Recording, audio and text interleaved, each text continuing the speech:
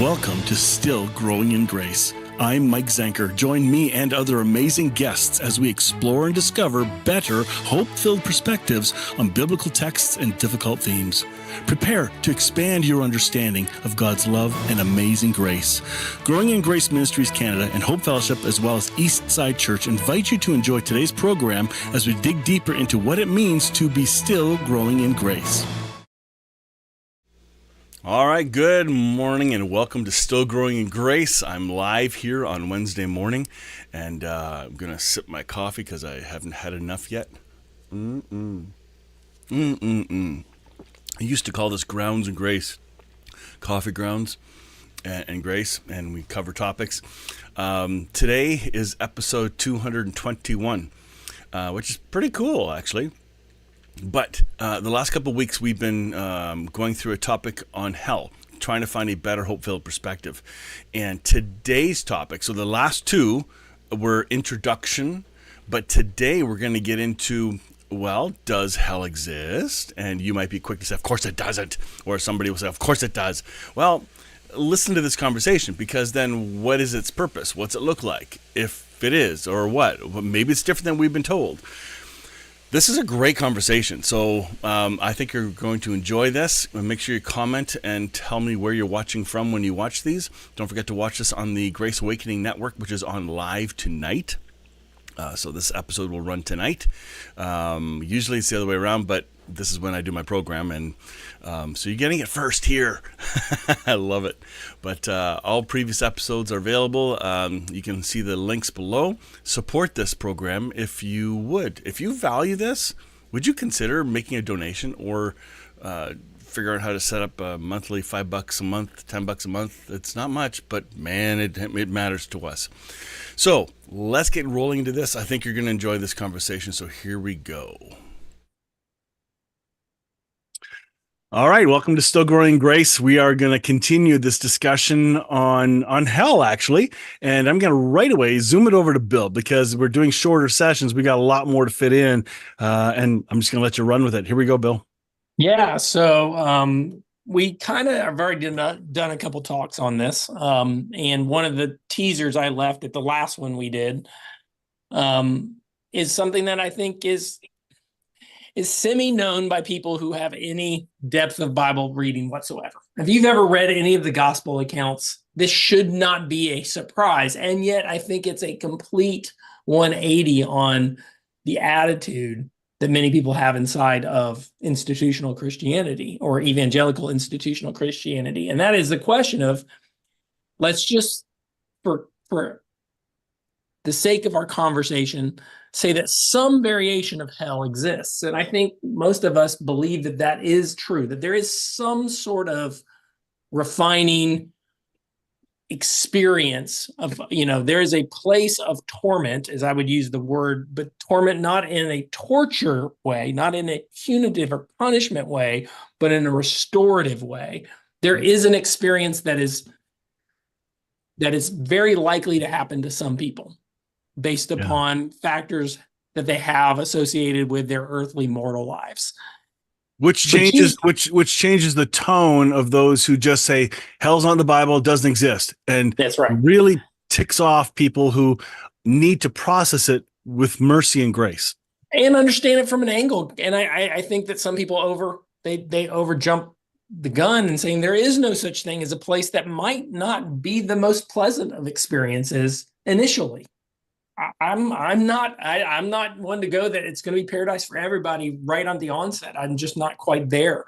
I think there are elements that we have to have therapy for, and therapy is not always easy. Like if you hurt yourself, you may have to go through stretching and exercises and stuff that doesn't necessarily feel good. We may have to go through surgeries and stuff, metaphorically speaking. But the question I want to ask is, when Jesus talks, because he's the one I want to most specifically listen to, who does Jesus pinpoint are the people most likely to have a hellacious experience in the afterlife?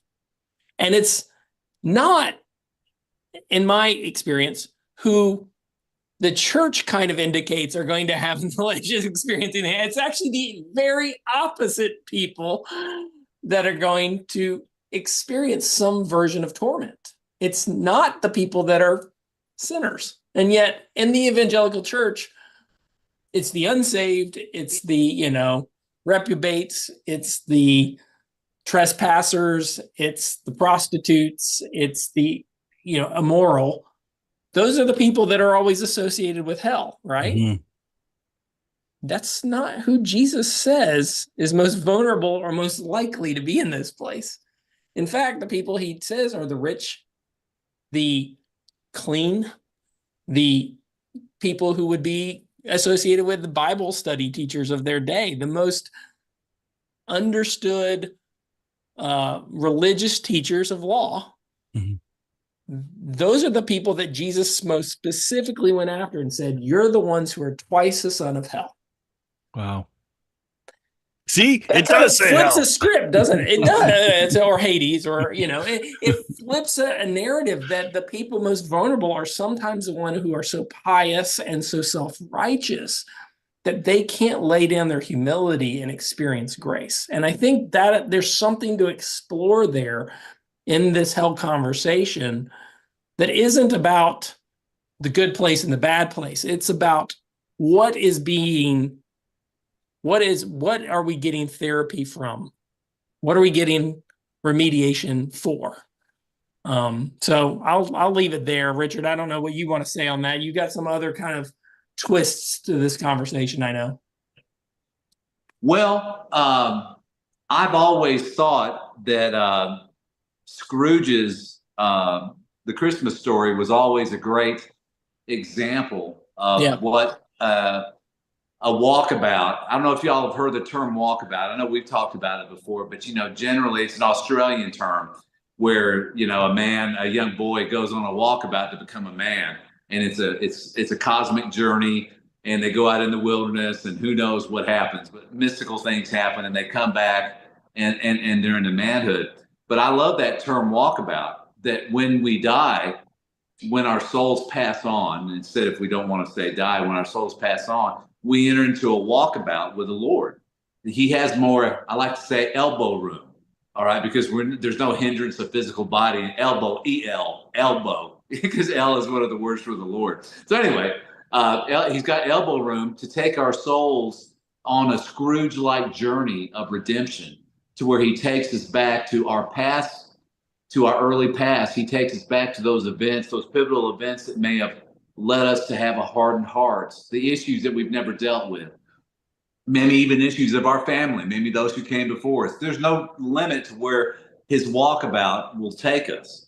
And there's no time to it either. It's timeless, it's limitless, but he takes us on a journey.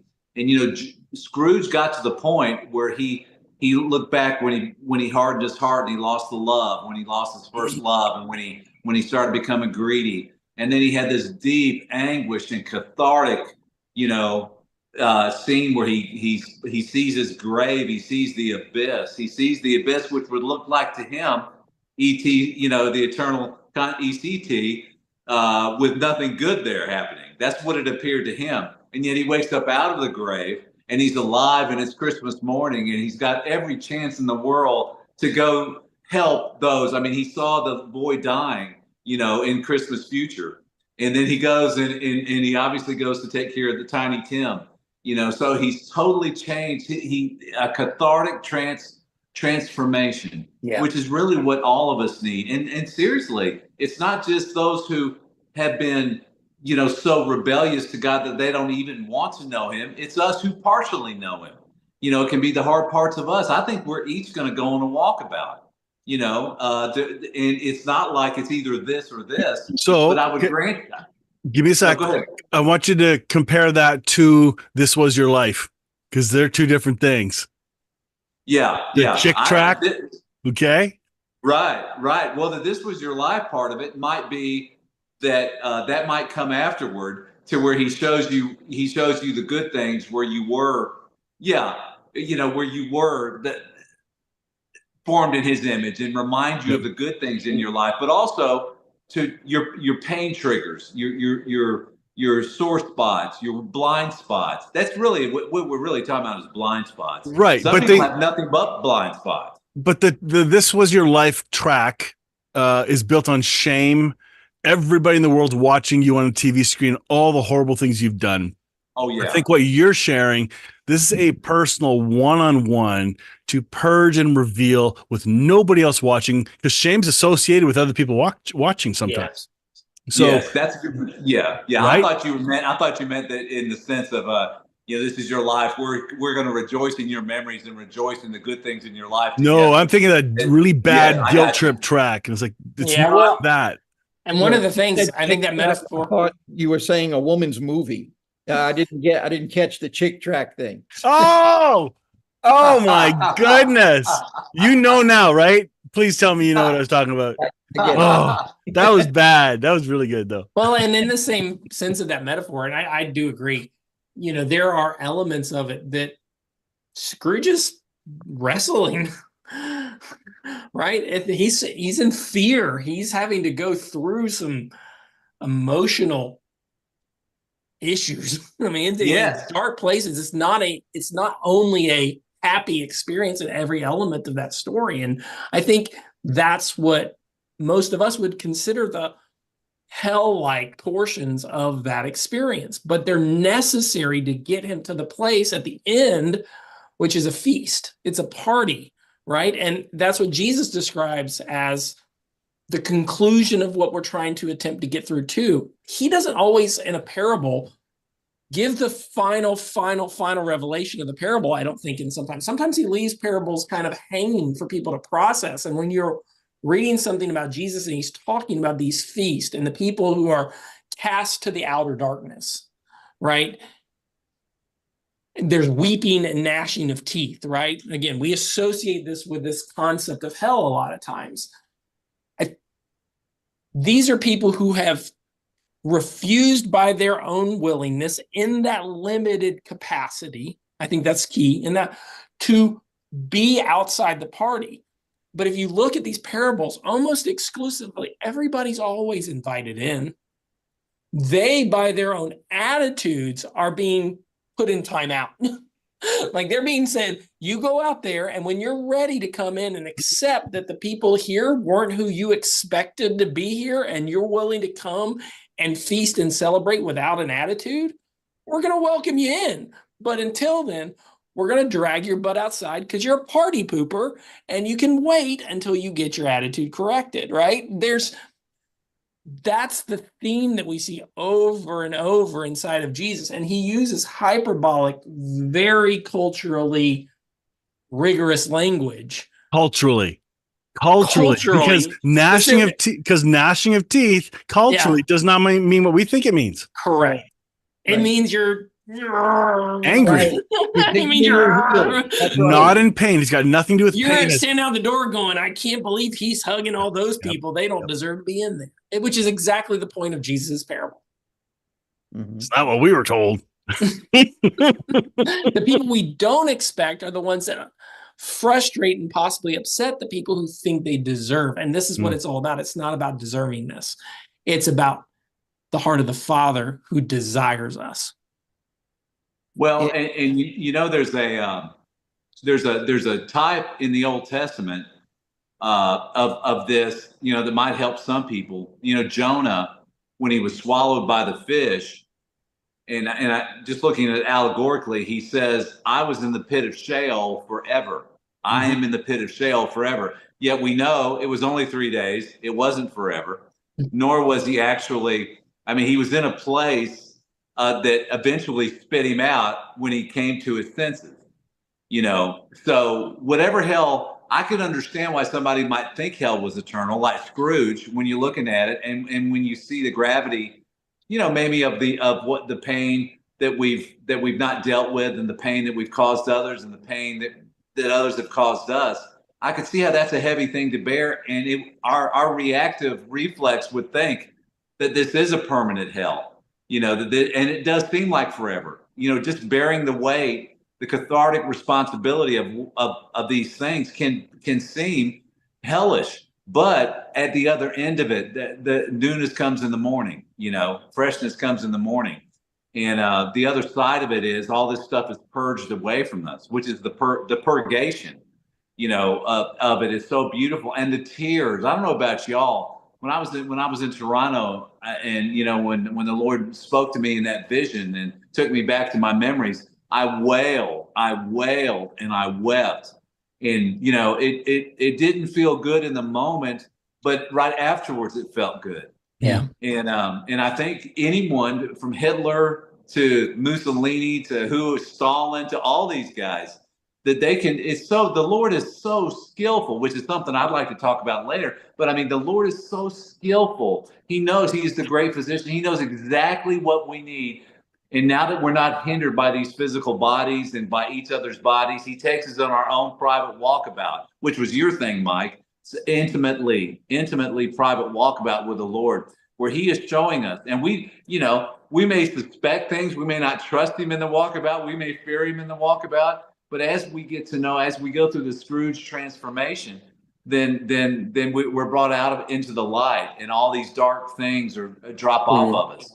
And so, I mean, I think it's both thrilling, exciting, awe-inspiring, all at the same time. But the very fact that we have blind spots, we're still going to be fearful about it on some level. It's just human to be that way. But that fear's got to go. And so I think it's incredible. I think it's going to be the most incredible thing. And it's fire, because it says in Corinthians, everyone goes through the fire in the postmortem.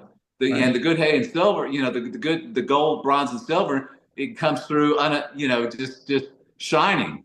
But then the wood, hay, and stubble is burned away, and the person suffers loss, but they themselves are saved, yet is by fire. So it's the same thing. I don't think it's we're just dealing with images here, but I don't think I think we all go through the same thing, but it may appear differently to us because of the constituent elements that we've allowed attached to our psyche and all. Yeah. So, Randy, jump in.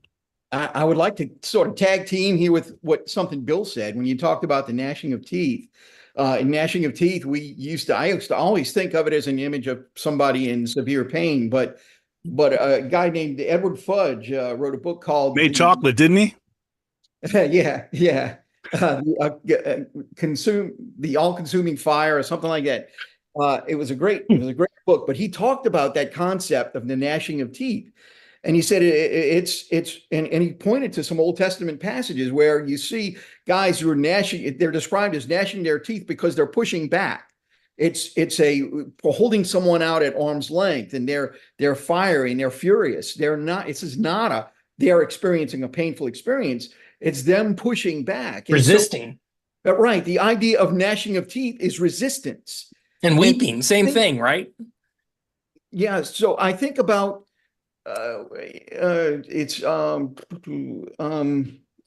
First Peter chapter 3, verse 19. First Peter is where it describes Jesus, and he dies, and it says his spirit goes down and he preaches to the spirits in prison.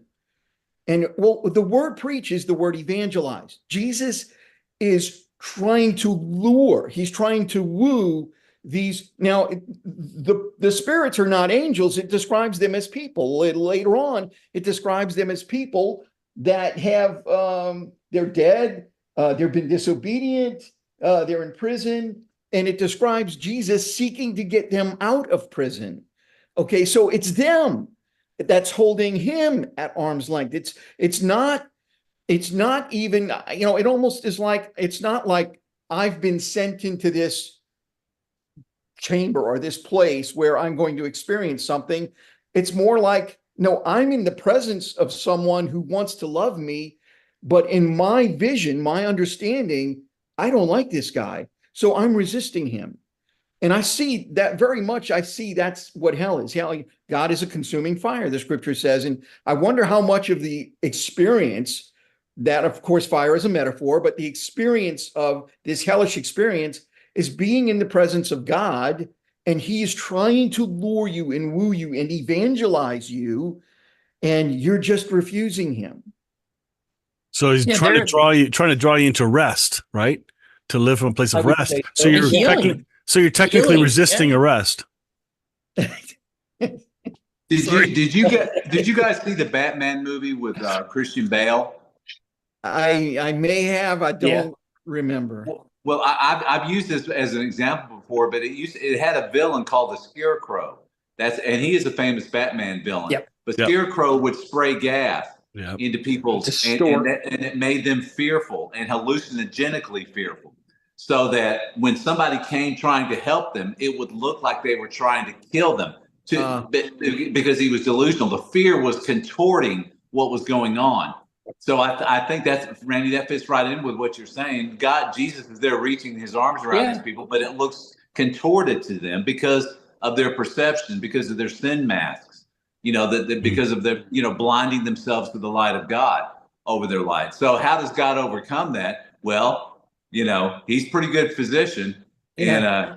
And I think about too, this chemotherapy, like cosmic chemotherapy. Chemotherapy is painful and it weakens, it weakens you in the short term, but then it sort of prunes it back, so that you can be healthy again. So, I mean, he's the great physician. So the way I look at it is it's a medical clinic for the hallucinogenically insane.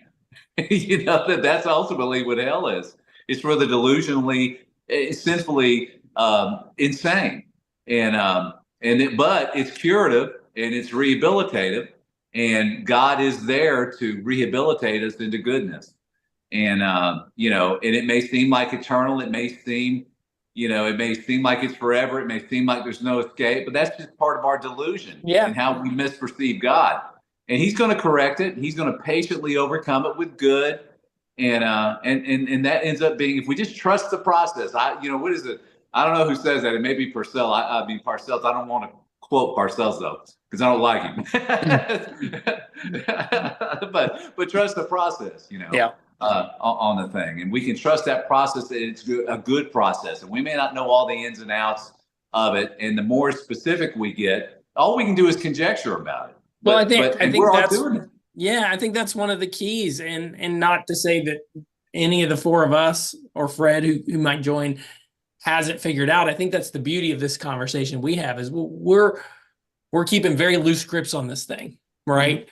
And yet I think that goes back to the very first point is if you're watching this and you've been raised with some form of dogmatism around these things, I think the ability to let those maybe not completely go, but at least be willing to have a conversation is the first step that Jesus is trying to break through when he's pointing to the people who were dogmatic in his day. Yes. Who were going, those are unclean, those are clean, you're in, you're out.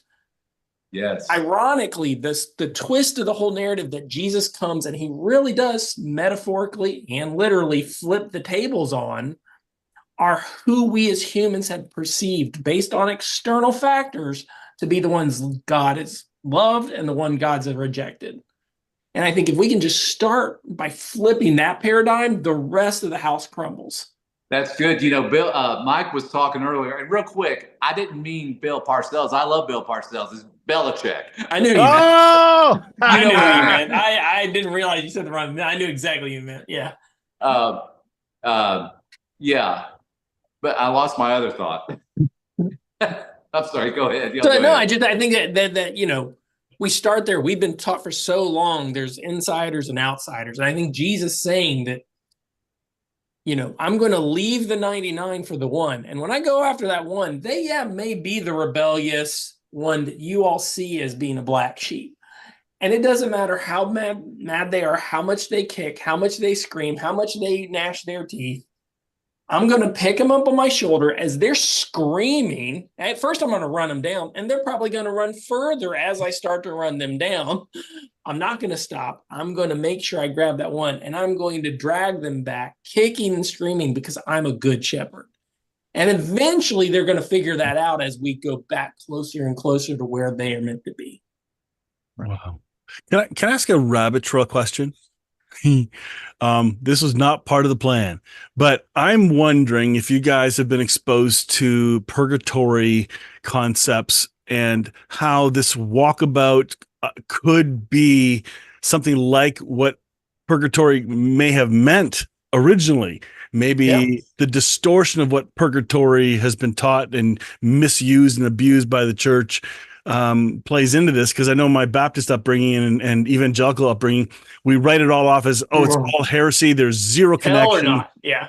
Right. So it's all or nothing. And yet I'm wondering, I'm asking because I don't know, but I've been exposed to enough little micro moments of truth that there's got to be some strands of truth in that original teaching.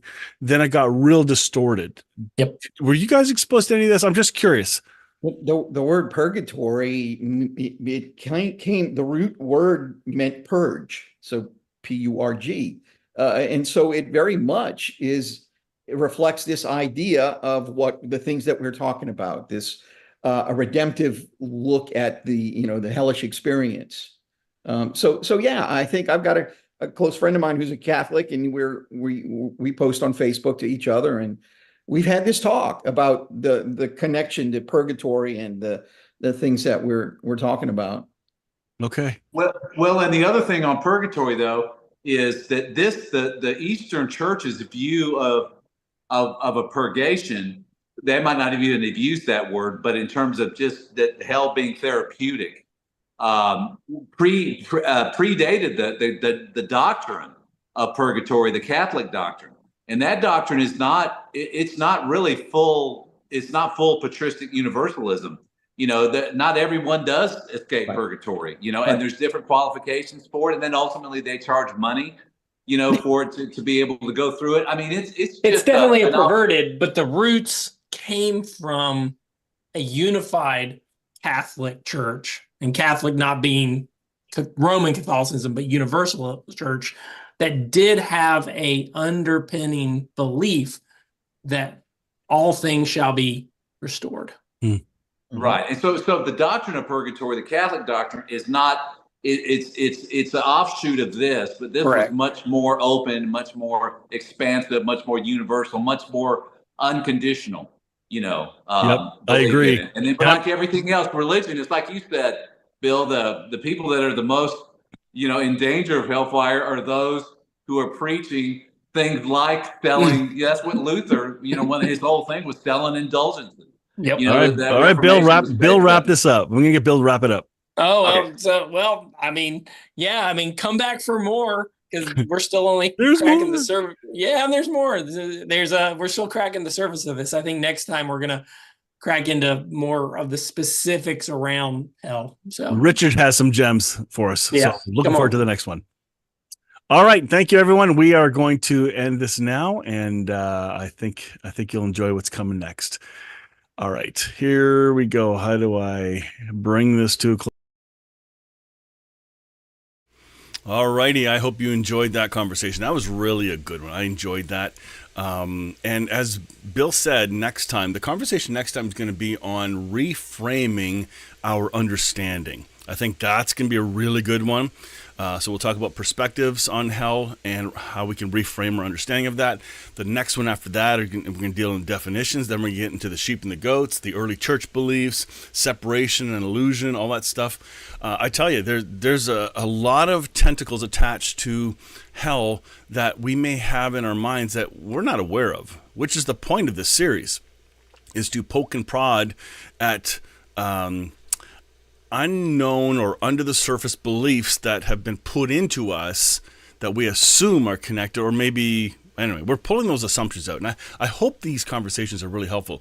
I want to share a quote with you that I just came across on Brad Jerzek's page, and here it is. Hell and purgatory are visual representations or dramatizations of the pain that will be real if we haven't learned to take up the cross and let go before our death. We learn it in this life or at our death. I thought, okay, that's perfect for this morning, because they're going to be having this Open Table Conference in like 2 days. So go to Open Table Conference on Facebook, and you might still be able to register for the online version of it. But I tell you, it's really good. So join us next time, or watch tonight on the Grace Awakening Network. Links are all below, and we look forward to seeing you next time. Until then, have a great week. Join me next time on Still Growing in Grace. Enjoy previous episodes by downloading our podcast at growingingrace.ca. If this show's been an encouragement to you, consider making a donation today. For our Canadian link, visit growingingrace.ca, and for our USA link, visit eschurch.com. Your donation will help us continue spreading really good news. Thank you again for tuning in to Still Growing in Grace.